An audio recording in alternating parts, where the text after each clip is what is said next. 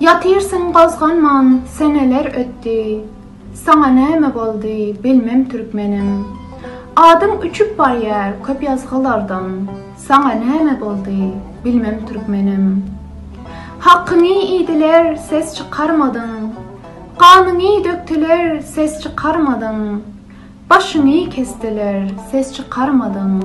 Sana näme boldy, bilmem türkmenim. Böyle deltin ozal, nenensi boldun. Açılmadık göltün, sarılıp soldun. Müňe sen dirilek, diýmegin öldün. Sana näme boldy, bilmem türkmenim.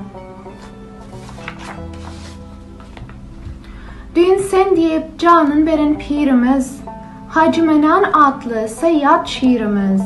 Şundan bäri tapman başlyk birimiz. Sana näme boldy, bilmem türkmenim. Arman bilen gitdi gözünü yumup, pahlavan aşurun qumlara çömüp, izini tutmadan depeläp gömüp, sana näme boldy, bilmem türkmenim. Ta kaçına goýjak ganyny ýerde, ta kaçına goýjak ganyny ýerde, şirmert Mevlan yatyr kabırda. Böyle hem bolarmy, bolmak biperde, sana näme boldy, bilmem türkmenim. Hesaplasam birik birik sanlarım, senin üçün kurban eden canlarım.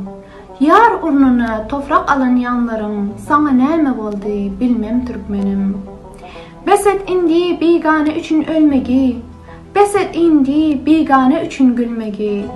Ferheng deyip böyle iza kalmagy, sana näme boldy, bilmem türkmenim. Talanyar üýlerin iyi çıkçak yok. Rehme gelip ahvalyňa bakçak yok. Sen özüň turmasyň, eliň tutçak yok. Sana näme boldy, bilmem türkmenim.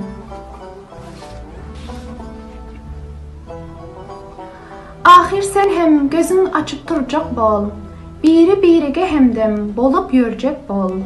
Dirilik lezzetin yenem görjek bol. Sana näme boldy, bilmem türkmenim.